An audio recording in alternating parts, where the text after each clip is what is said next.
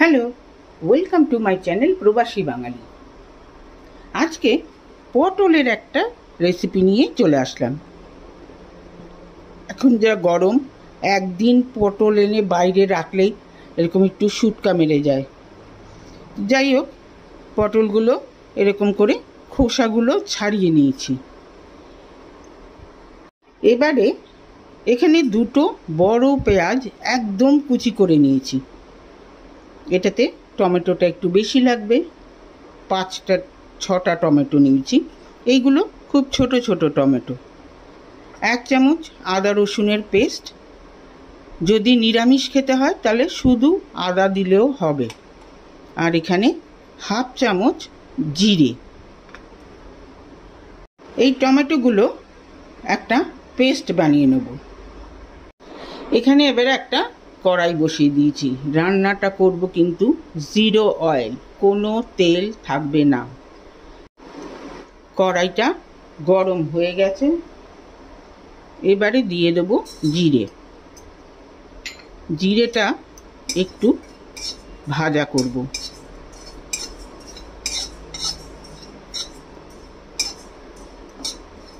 একটু ভাজা জিরে গন্ধ বেরোনো অবধি ওয়েট করব। জিরেটা চটপট আওয়াজ শুরু করে দিয়েছে। এই অবস্থায় দিয়ে দেব এই পেঁয়াজ।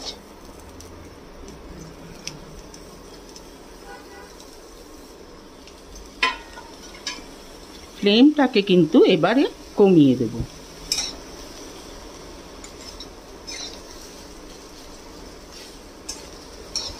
আস্তে আস্তে পেঁয়াজটাকে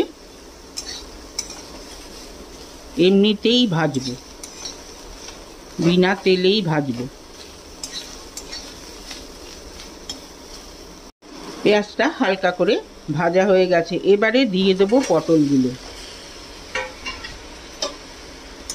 পটলগুলো দিয়ে এটার সাথে মিক্স করে লো ফ্লেমে এটাকেও এবারে ভাজবো, তবে একটু ঢাকা দিয়ে দেব। ফ্লেম কিন্তু লোতেই আছে।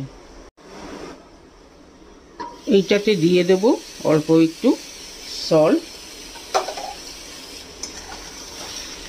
দিয়ে মিশিয়ে দেব।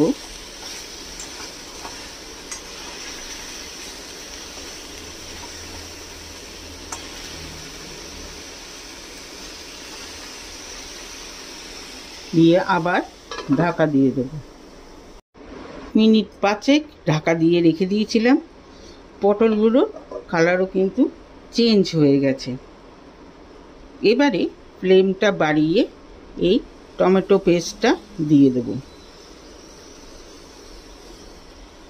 সাথে মিক্সি ধোয়া জলটাও দিয়ে দিলাম। এবারে দিয়ে দেব এই আদা রসুনের পেস্ট, 1/2 চামচ হলুদের গুঁড়ো, 1/2 চামচ জিরের গুঁড়ো, অল্প একটু কাশ্মীরি রেড চিলি পাউডার দিয়ে এটাকে মিক্স করব। ফ্লেমটাকে কিন্তু একটু বাড়িয়ে দিয়েছি, এখন মিডিয়াম রয়েছে।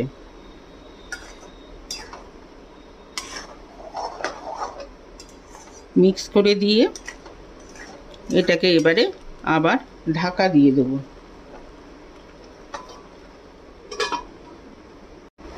বেশ খানিকক্ষণ ঢাকা দিয়ে রেখে দিয়েছিলাম। পটলের থেকেও কিন্তু জল বেরিয়েছে,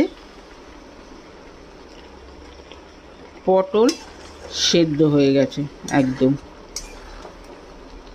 এবারে এটার মধ্যে দেব চামচ গরম মশলা,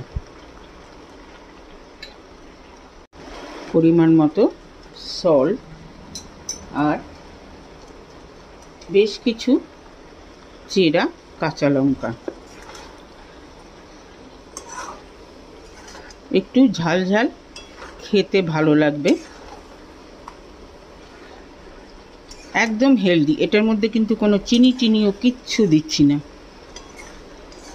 তো যাদের ক্লোরোস্টোরেল রয়েছে তাদের জন্য কিন্তু 100% উপযুক্ত খাবার। ব্যাস তৈরি হয়ে গেল একদম 0 অয়েলে পটলের তরকারি। কেমন লাগলো রেসিপি? যদি ভালো লেগে থাকে তাহলে অবশ্যই কমেন্ট বক্সে জানাবেন, লাইক করবেন, শেয়ার করবেন ফ্রেন্ডস অ্যান্ড ফ্যামিলিদের সঙ্গে, সাথে আমার চ্যানেলটিকে সাবস্ক্রাইব করতে ভুলবেন না। আজকে তাহলে চলি, নেক্সট দিন আরেকটা এরকম মজাদার খাবার নিয়ে আসবো। সবাই ভালো থাকবেন, সুস্থ থাকবেন। ওকে দিন, বাই।